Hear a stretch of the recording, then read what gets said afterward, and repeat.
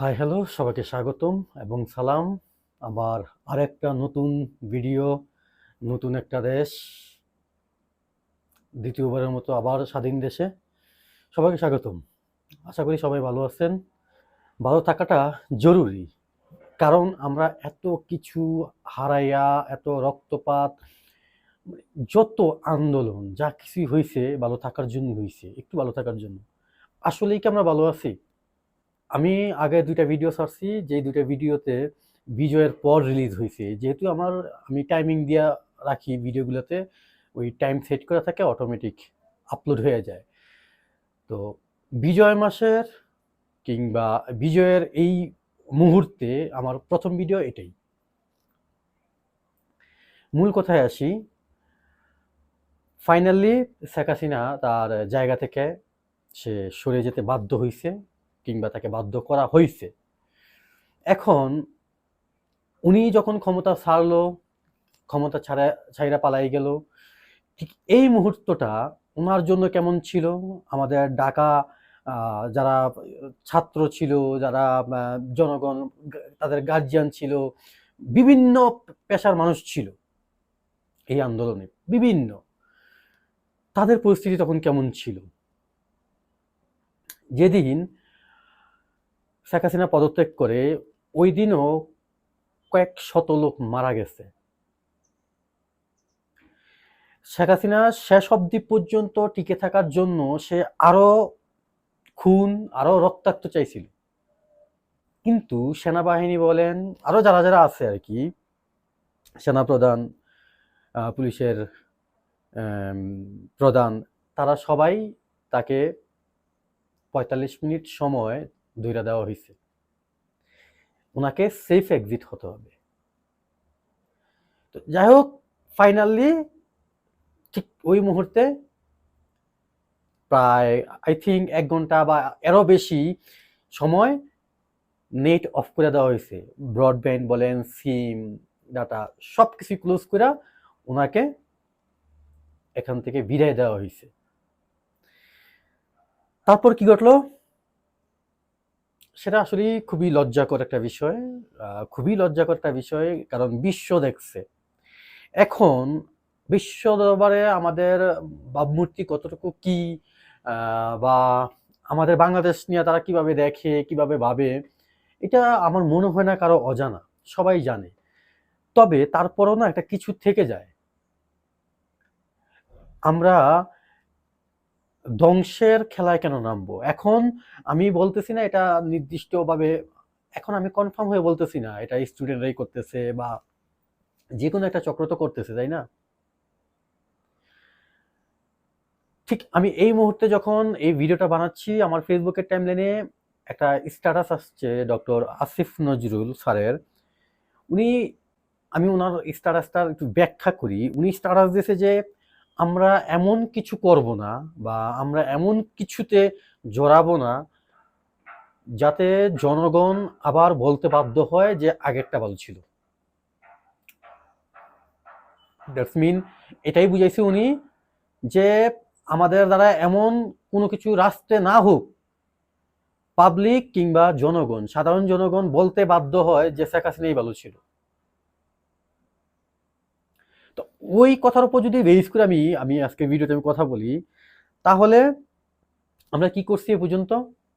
বাসভবনে দুইটা, হ্যাঁ, এইসব ঘটনা ইতিহাসে প্রথম বাংলাদেশে বা ওয়ার্ল্ডের মধ্যে শ্রীলঙ্কাতে যেটা হয়েছিল, এতটা হয় নাই, যেটা আমি যতটুকু জানি। তো যতটুকু হয়েছে আমার সাথে সাথে আপনারা সবাই জানেন। কিন্তু সবচেয়ে ছোট লোকই যে এই জিনিসগুলা, মাছ মাংস, তারপর মুরগি মাংস দিয়ে খাইয়া লাইভে আসা, ভিডিও করা, মাছ ধরা, ছোট ছোট গাছগুলা, কবুতর,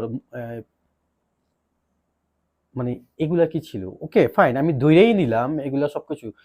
গণভবন লেখা যে সাইনবোর্ডটা, এটা পর্যন্ত নিয়ে নিছে। সেখানে খরগোশ ছিল, কম্বল ছিল, আহ, আরো অনেক কিছু ছিল, জাজিম ছিল, যে যা যেমনে পারছে নিয়ে গেছে। সুটকেস ছিল, আবার কেউ নাকি টাকাও নিছে, যদিও টাকা নাকি পরে ফেরত দেওয়া হয়েছে। চায়ের কাপ ছিল, যে যেভাবে পারছে। রাজহাঁস ছিল, এখন এই যে কাজগুলা করছে, এটা কিন্তু বিশ্ব মিডিয়াতে প্রচার হয়েছে বা দেখছে। একটা দেশ সরকার পতন হয়েছে, সে পালাই গেছে, এখন সব কিছুই ঠিক ছিল, নিয়ে গেছে, ওকে ফাইন, ছোট ছোট বিষয়গুলা, ছোট ছোট জিনিসগুলা, কিন্তু সংসদ ভবনে বইসা গাঁজা খাওয়া, সিগারেট খাওয়া ঠ্যাঙের উপর ঠ্যাং দিয়া, তারপর সংসদ ভবনের ভিতরে ভাঙচুর করা, ফ্রিজ খুলে নিয়ে যাওয়া, এসি বিশেষ করে এয়ার কন্ডিশন এগুলা খুলে নিয়ে যাওয়া, তারপর জুতা, শাড়ি, ব্লাউজ, ইভেন ভিতরে যেটা পরে মেয়েরা, আম, বুঝতেই পারছেন, এগুলা নিয়ে পর্যন্ত তারা টানাহেঁচড়া করছে বা ভিডিওতে আসছে, লাইভে আসছে বা ছবি ফুটেজ আমরা দেখছি, আমার সাথে সাথে সবাই দেখছেন।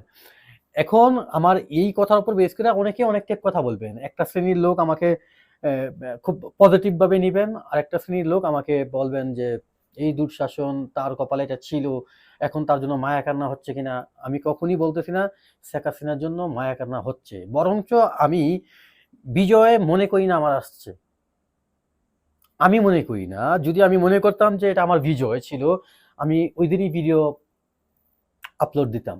এটা নিয়ে আমি চিন্তিত ছিলাম, বা আমার ব্যাপারটা নিয়ে আমি আমি আমি ভাবছি আমার জায়গা থেকে যে এই কাজটা কতটুকু কি হয়েছে, তাকে সেফ এক্সিট দেওয়া হয়েছে, সেই সুযোগটা দেওয়া হয়েছে। তাকে দরকার ছিল অ্যারেস্ট করে জেলে ঢুকানো। সে যখন পদত্যাগের যেই সাইনটা দিছে বা পদত্যাগ করছে, করে ফেলাইছে, তখনই তাকে অ্যারেস্ট করে জেলে ঢুকানো দরকার ছিল। তাকে সেফ এক্সিটটা কে দিছে? সেনাপ্রধান। এখন আমি মনে করি নাই মামার চেয়ে কানা মামা ভালো, একটা কথা আছে না, দুষ্টু গোয়ালের চাইতে শূন্য গোয়াল, নাকি শূন্য গোয়ালের চাইতে দুষ্ট গোয়াল ভালো, ব্যাপারটা এরকম ছিল।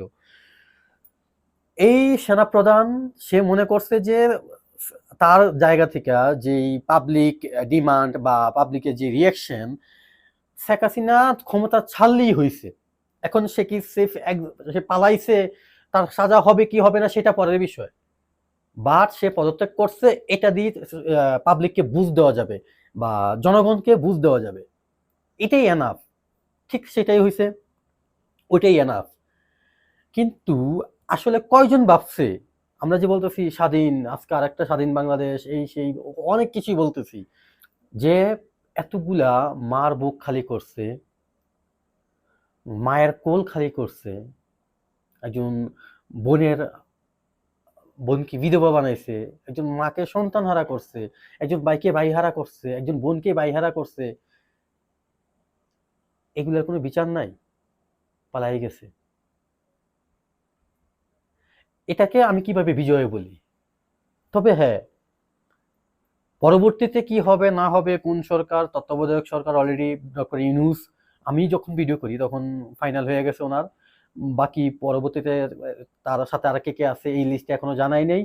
ইভেন ওনার ক্ষমতাকাল কতদিন থাকবে এটাও সরাসরি বলা হয় নাই, তবে ছাত্ররা বলছে ন্যূনতম 3 বছর নাকি এরকম কিছু একটা বলছে, 3 থেকে 6 বছর নাকি এরকম কিছু একটা বলছে যে ওনার ক্ষমতাকাল থাকতে হবে এরকম। যদিও তত্ত্বাবধায়ক সরকার বা কেয়ারটেকার সরকার এরকম রাষ্ট্রীয়ভাবে, আমি জানি না আসলে রাষ্ট্রীয়ভাবে এই আইনটা আছে কিনা, আমাকে কেউ জানলে কমেন্ট বক্সে জানায়েন। সবকিছু মিলা তারপরও আমি ধরে নিলাম বিজয়, অন্তত একটা স্বৈরা শাসন থেকে, একটা দুর্নীতিবাজ সরকার থেকে, একজন পিশাচ সরকারের হাত থেকে আমাদের দেশটা মুক্ত হয়েছে। সে পালাই গেছে ঠিক আছে, বাট দেশের জনগণ এই অত্যাচার জুলুমকারীদের হাত থেকে বাঁচছে। এখন আসে এই জয় আমরা কিভাবে আটকে রাখবো, এই জয় আমরা কিভাবে ধরে রাখবো, এই জয়টাকে আমরা কিভাবে উদযাপন করব, তাই না? সংখ্যালঘু বা আমি ক্লিয়ারলি বলি, হিন্দু, বৌদ্ধ, মুসলিম, আমরা সবাই তো একটা দেশে বসবাস করি, তবে সংখ্যা তারা অনেক কম। আমরা তাদেরকে, আমি আমি জানি এটা ছাত্রদের কাজ না, কিছু চক্র আছে এগুলা করতেছে ভাবমূর্তি নষ্ট করার জন্য, ইমেজ নষ্ট করার জন্য, বা বিশ্বকে বোঝানোর জন্য যে হাসিনা সরকার ক্ষমতা ছাড়ছে, এখন হিন্দু, বৌদ্ধ এদের ওপর যে হামলা হচ্ছে বা এরা এদেশে আর টিকবে না, থাকতে পারবে না, জামাত ইসলাম বিএনপি এদেরকে থাকতে দিবে না, এরকম অনেক টাইপ কথা হচ্ছে বা হবে। আমরা সবাই সবার জায়গা থেকে এদেরকে সেফ করি। যদিও অনেক ছবি আমি দেখছি, হ্যাঁ তারা পাহারা দিচ্ছে মন্দিরে, তারা ইভেন এই লোকটা দেখেন উনি মন্দিরের সামনে নামাজ পড়তেছে পাহারারত অবস্থায়। এটাই আমার সোনার বাংলাদেশ, এটাই আমরা বাংলাদেশি, এরকমটাই আমাদের হওয়া উচিত। আমরা একটা সংসদ ভবনে যাই যে লুটপাট করছি, যেগুলা করছি এগুলো আসলে আমি ব্যক্তিগতভাবে আমি আশা করিনি। হ্যাঁ, সুইমিং পুলে গোসল করছে, খাটে ঘুমাইছে, আরো যা যা করছে, খাইছে, সবকিছুই ঠিক ছিল। ওইখানে স্মৃতি হিসাবে যদিও এখানে কেউ ঢুকতে পারে না, ছবি তুলছে, সেলফি তুলছে, ভিডিও করছে, লাইভে গেছে, সবকিছুই ঠিক ছিল। কিন্তু ফ্রিজ, টিভি এগুলা ভাঙচুর করা, নিয়ে আসা, শুধু সোফা, বালিশটা পর্যন্ত, মানে কিচ্ছু বাদ রাখেনি। তো এই ব্যাপারগুলো আসলে আমি আশা করিনি। এখন আসি আমি আরেকটা বিষয় নিয়ে। শেখ হাসিনা সরকার পতনের সাথে সাথেই বঙ্গবন্ধুর কিছু মূর্তি কিংবা তার পোস্টার এগুলা বা নাম চেঞ্জের ব্যাপারটা এগুলো আসছে। আমি দেখলাম একটা কি পার্কের জানি জিয়া চত্বর নাকি দেওয়া হয়েছে, এটা নিয়ে ফেসবুকে খুব বলা বলি হচ্ছে যে এটা তো ঠিক না, এটা জিয়া নাম দিয়ে দিছে, এখনই বিএনপি লুটপাট শুরু হয়ে গেছে, এই সেই। অ্যাকচুয়ালি আপনি ওইদিকে আঙ্গুল তোলার আগে একটা পথ কেট দেখায়, আগের নাঙ্গল যেমনি যায় পিছের নাঙ্গল এমনি নাকি যায়, এটা কুমিল্লার একটা ভাষা আর কি। নাঙ্গল বুঝেন? আলুর জমিতে আলু তোলার জন্য বা আলু লাগানোর সময় যেটা ব্যবহার করা হয় টানে আর কি। তো এটাকে নাঙ্গল বলা হয়। তো এই বিষয়টা যেমন এর সাথে নাঙ্গল মার্ক আর কি, ওইটাই কি বুঝেতেছি। তো এই ব্যাপারটা এরকমই ছিল, প্রতিহিংসা বা প্রতিশোধ। যদিও বিএনপির chairperson Begum Khaleda Zia, even chairman কি উনি তারেক রহমান, ইভেন মির্জা ফখরুল উনি ঘোষণা দিছে যে আমরা প্রতিশোধ প্রয়াণ কোনো রাজনীতি করব না, আমরা সব পিছনে সব ভুলে গিয়ে আমরা সামনে আগাবো। এখন আমি এই কথার সাথে একমত, এই জন্য তারা তো প্রেস ব্রিফিং এ বলছে না, এখন তাদের ভিতরে কি চলতেছে অবশ্যই তাদের একটা প্রতিশোধ আছেই। তারা যে কষ্টটা করছে, জেল জুলুম, এত অত্যাচার, রিমান্ডে নিছে, এটা তো থাকবে, এটা স্বাভাবিক। আমি বরাবরই একটা কথা বলি, আপনার নেতার সবকিছু আছে, সে যে কোনো সময় দেশ পালাইতে পারবে, আপনি কি করবেন? আপনি পাতি নেতা এলাকায় আবার বিশৃঙ্খল করবেন, আবার অত্যাচার করবেন, মানুষের লুটপাট করবেন, মানুষকে অপমান করবেন, মারবেন, মানে যেমনি যা খুশি তা করবেন। কিন্তু এই সময়কালটা আপনার কতদিনের, এই জিনিসটা কিন্তু আপনাকে বুঝতে হবে, আপনাকে মানতে হবে যে পতন আছেই, যে কোনো জিনিসের ক্ষয় আছেই, তাই না? ঠিক আরেকটা দল যখন আসবে তখন আমি ধরে নিলাম আওয়ামী লীগ তার সবকিছুই হারাইছে, এটা নিয়ে আমি আরেকটা ভিডিও বানাবো। সো আমি এই ভিডিওতে এটা নিয়ে আমি আলাপ করলে হবে কি, ভিডিওটা আরো বেশি লম্বা হয়ে যাবে, আরো অনেক বেশি লম্বা হয়ে যাবে। আমি আরেকটা ভিডিওতে কথা বলবো আওয়ামী লীগ দল নিয়ে। কিন্তু আমরা আমাদের জায়গা থেকে প্রত্যেকটা মানুষ আমাদের মনুষ্যত্বের পরিচয় দিই। আগে তত্ত্বাবধায়ক সরকার অলরেডি গঠন করছে, তার অধীনে নির্বাচন হবে, নির্বাচন হোক, আপনারা নির্বাচিত হন, তারপর যা করার করেন। তার মানে এটা না যাই কিছু করেন আপনি, যদি দল ক্ষমতায় আসে আর কি, বিএনপি আমি ওটা বলতেছি, অ্যাকচুয়ালি আমি তো গোটা করে বলতে পারতেছি না কোন দল ক্ষমতায় আসবে। তবে আমার চাওয়াটা একজন পুরুষ শাসক আসুক। যখন আমার চাওয়াটা এরকম হয় একজন পুরুষ শাসক আসবে, তখন তো অবশ্যই তারেক রহমান চলে আসে, এটা আপনারা সবাই বলবেন কমেন্ট বক্সে। হ্যাঁ, তাহলে আসুক। কারণ আওয়ামী লীগের পরে কোনো দল দেখি না মাঠে টিকা বা নির্বাচনে পাশ করে সরকার গঠন করবে, আমি দেখি না। যদি সুষ্ঠু নির্বাচন হয়, কোনো জালিয়াতি না হয় আর কি, তার মানে পরবর্তী প্রাইম মিনিস্টার, প্রধানমন্ত্রী বাংলাদেশের তারেক রহমানকেই আপনারা ভাবতে পারেন। এটার উপর বেস করেই বিএনপির অনেকেই এলাকায় খুন থ্রেট দেওয়া বা অনেক টাইপ কথাবার্তা বলতেছে, বা যেটা আমি আমার এলাকা নিয়ে আমি বলতেছি, এরকম আমার এলাকাতে আরো অনেক করতেছে। যেহেতু আমি প্রবাসে থাকি, আমি আরো 4টা 5টা 6টা 10টা ডিস্ট্রিক্টের মানুষের সাথে আমার চলাফেরা উঠা বসা আমি তাদের কাছ থেকে যতটুকু আপডেট শুনি আর কি, প্রত্যেকটা এলাকায় সেম বিষয়গুলো ঘটতেছে। তো সরকার পতন হয়েছে, নির্দলীয় সরকারের অধীনে নির্বাচন হবে, দলে ক্ষমতায় আসুক, তারপর চিন্তা করবেন এরকম পতন আপনারও যাতে না দেখতে হয়। যে যায় যার জায়গা থেকে আর কি, আপনি কখনই এরকম পরাজয় বা এরকম পতন, এরকম পালায় যাওয়া সময় ফেস করতে চাইবেন না। যেহেতু চাইবেন না, আপনি যাদের কাছে আজকে যাদেরকে অত্যাচার করবেন, ঠিক আছে, যারা আপনাকে করছে, এটা আমি এই বিষয়ে আমি কথা বলতে চাই না। তবে হ্যাঁ, ক্ষমা করে দেওয়া আসলে, এটা ইসলামে একটা হাদিস আছে ক্ষমা করা নিয়ে। স্বয়ং আল্লাহ তাআলা নাকি ক্ষমা করে দেয়। আমরা তো আল্লাহর সৃষ্টি, তাই না? তো স্বাধীন দেশ, সবাই স্বাধীনতা উপভোগ করুন। ফেসবুকে আরেকটা লেখা আমি দেখি, স্বাধীনতা অর্জনের চাইতে রক্ষা করা কঠিন। এক মাঘে শীত যায় না। আমি আমার প্রত্যেকটা ভিডিওতে বলি, যেই দল ক্ষমতায় আসুক, যেই যাই কিছু করেন, আপনাকে চিন্তা করতে হবে শীত ঘুরে ফিরে গরমের পরে আবার আসবে, গরম ঘুরে ফিরে শীতের পরে আবার আসবে।